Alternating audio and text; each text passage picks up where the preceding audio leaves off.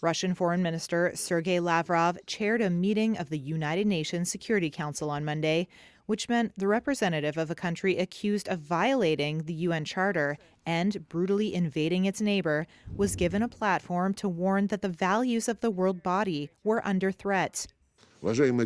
As during the Cold War, we have reached the dangerous, possibly even more dangerous threshold.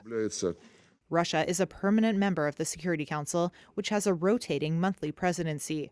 Before Lavrov's remarks, Secretary General Antonio Guterres stated plainly that Moscow's invasion ran contrary to the United Nations mission. Russia's invasion of Ukraine, in violation of the United Nations Charter and international law, is causing massive suffering and devastation to the country and its people, and adding to the global economic dislocation triggered by the COVID-19 pandemic. And the U.S. envoy, Linda Thomas-Greenfield, went further.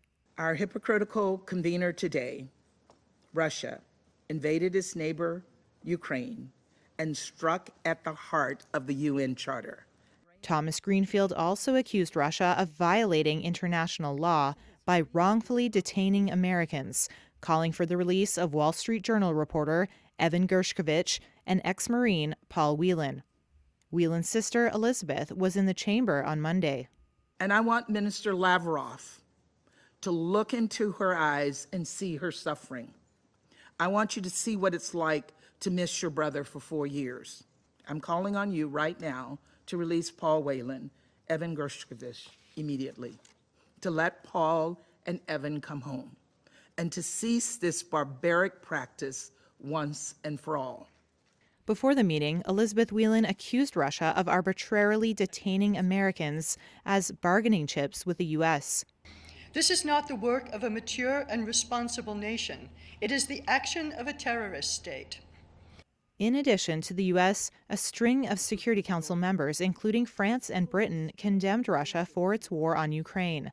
But Moscow was not without allies in the room. China, which has a no-limits partnership with Russia, welcomed Lavrov as chair of the meeting and sided with Russia in condemning Western sanctions. Unilateral sanctions that violate international law must be resisted. The United Nations is working to save an agreement that allows the safe export of Ukraine's grain from Black Sea ports that could expire on May 18th.